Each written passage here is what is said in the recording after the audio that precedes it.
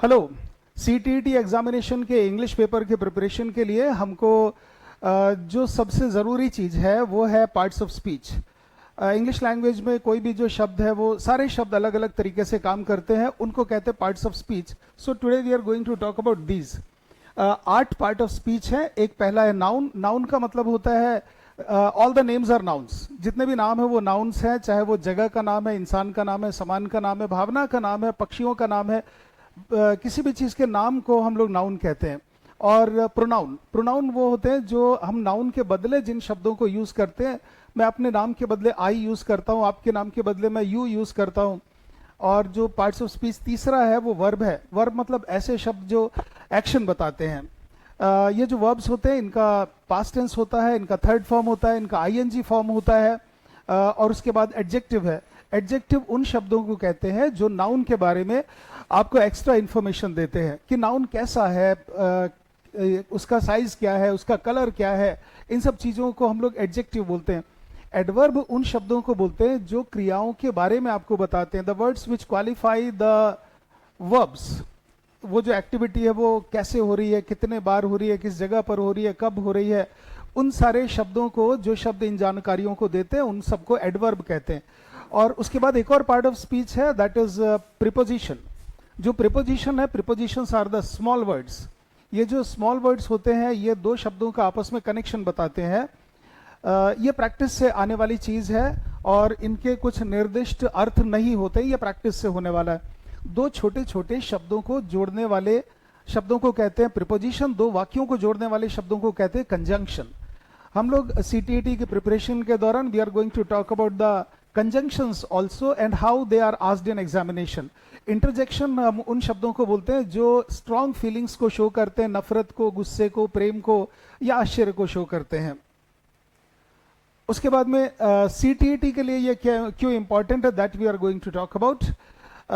जो सीटीईटी में जो एग्जामिनेशन होता है ना, इसमें हम ये जो निम्नलिखित चीजें हैं इनके बिना हम लोग अपनी प्रिपरेशन नहीं कर सकते। जैसे कि पहली चीज है आर्टिकल। अब आर्टिकल्स ए एंड डी हम लोगों को इसकी तैयारी करना होगा, हम लोगों को इसका बेसिक समझना होगा। आपके एग्जामिनेशन में इनकी परिभाषाएं नहीं आने वाली, आपसे इनकी अंडरस्टैंडिंग कितनी है वो समझना चाहेंगे। टेंसेस, टेंसेस से रिलेटेड बहुत सारे क्वेश्चंस होते हैं। Subject, verb, agreement, active passive voice, narration, models, error correction के जो सेंटेंसेस होते हैं, सेंटेंसेस इंप्रूवमेंट के जो क्वेश्चंस आते हैं वो भी पर्याप्त मात्रा में सीटीईटी एग्जामिनेशन में आते हैं। और रीडिंग कंप्रहेंशन मतलब आप एक लिखे हुए टेक्स्ट को कितने करेक्टली और कितने क्लियरली और कितना फास्टली आप समझ सकते हैं, रीडिंग कंप्रहेंशन इस चीज को चेक करता है। अच्छा, one topic supports almost every grammar chapter in CTET examination. अच्छा, उसके बाद में एग्जामिनर्स जो है वो क्वेश्चन को किस तरह से फ्रेम करते हैं, वो किस तरह से प्रश्नों को बनाते हैं कि वो एग्जाम में कैसे आएगा। आपसे सीटीईटी एग्जामिनेशन में कभी भी परिभाषाएं नहीं पूछी जाएंगी, आपको उन शब्दों का जो फंक्शन है वो आपसे पूछा जाएगा। जो प्रश्न है वो आपसे ये पूछ सकते हैं कि किसी पार्ट ऑफ स्पीच को आपको आइडेंटिफाई करने के लिए बोला जाएगा। एक सेंटेंस दे दिया, उसमें एक शब्द को उन लोगों ने अंडरलाइन कर दिया या उसको बोल्ड कर दिया, और वो कौन सा पार्ट ऑफ स्पीच है, वो नाउन है या प्रोनाउन है या एडजेक्टिव है या प्रिपोजिशन है। आपसे प्रश्न इस तरह से भी आ सकता है कि एक सेंटेंस में कोई शब्द किस तरह से इनकरेक्टली यूज हुआ है, या फिर किसी सेंटेंस को इंप्रूव करने के लिए भी कहा जा सकता है। आपको फिल इन द ब्लैंक के रूप में भी प्रश्न आ सकते हैं, या फिर ग्रामेटिकल एरर्स को फाइंड करने के लिए भी सीटीईटी एग्जामिनेशन में आ सकता है वो। अच्छा, किसी एक वर्ड का किसी पैसेज में किस तरह का रोल प्ले कर रहा है, इस बात से संबंधित प्रश्न भी आ सकते हैं। तो सीटीईटी एग्जामिनेशन के सिलेबस का जो फोकस है वो इस बात में है कि आप वर्ड के फंक्शन को समझ पाते हैं या नहीं समझ पाते हैं। अच्छा, अब हम लोग एक तरह का प्रश्न लेते हैं। जैसे यहाँ पर एक क्वेश्चन है, identify the part of speech of the underlined words, she sings beautifully. अब यहाँ पर ब्यूटीफुली को बोल्ड किया है, आपको आइडेंटिफाई करने के लिए बोला गया है कि इन 4 ऑप्शंस में से ब्यूटीफुली जो शब्द है वो किस तरह का फंक्शन कर रहा है, वो किस तरह से काम कर रहा है।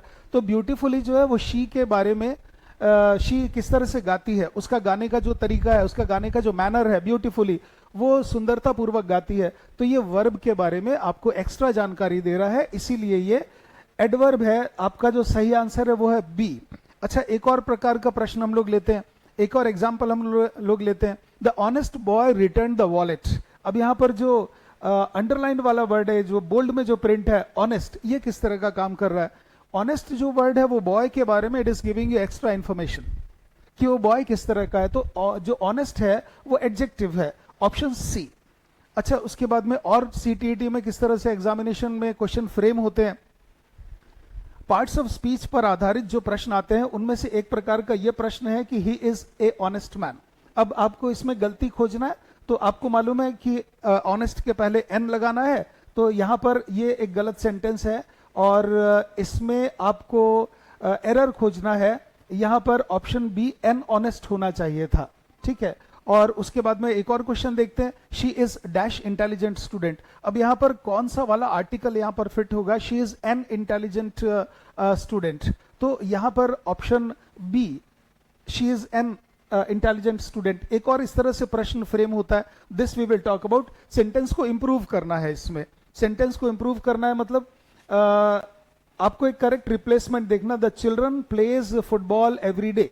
यहां पर प्लेज का जो उपयोग है वो गलत है, थर्ड पर्सन सिंगुलर नंबर के साथ में हम लोग प्लेस लगाते हैं, लेकिन यहां पर थर्ड पर्सन सिंगुलर नंबर नहीं है, यहां पर प्लेस नहीं होगा, प्ले होगा। ऑप्शन ए जो है that is the correct answer, तो आपको ऑप्शन ए में मार्क करना है। अच्छा, रीडिंग कंप्रहेंशन की बात करते हैं। रीडिंग कंप्रहेंशन में देखिए, the little girl happily danced in the garden.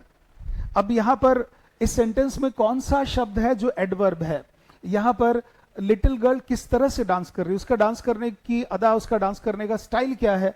Happily वो डांस कर रही है, वो क्रिया के बारे में बता रही है, इसीलिए ऑप्शन सी है, क्योंकि वो क्रिया के बारे में बता रहा है ये शब्द की वो क्रिया किस तरह से हो रही है। Let us take one more. अच्छा, पीडागॉजी पर आधारित जो प्रश्न है that we will talk about. A teacher wants learner to understand the part of speech effectively, which strategy is the most appropriate.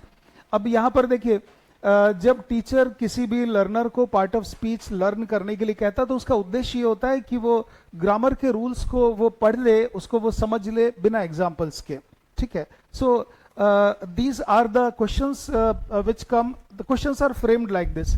तो आज के अभी इस वीडियो से आपका टेक अवे क्या है, सीटीईटी एग्जामिनेशन में कभी आपसे ये नहीं पूछा जाएगा कि व्हाट इज नाउन, आपको नाउन की परिभाषा कभी नहीं पूछी जाएगी, आपको एक सेंटेंस में एक शब्द को आइडेंटिफाई करने का टास्क दिया जाएगा।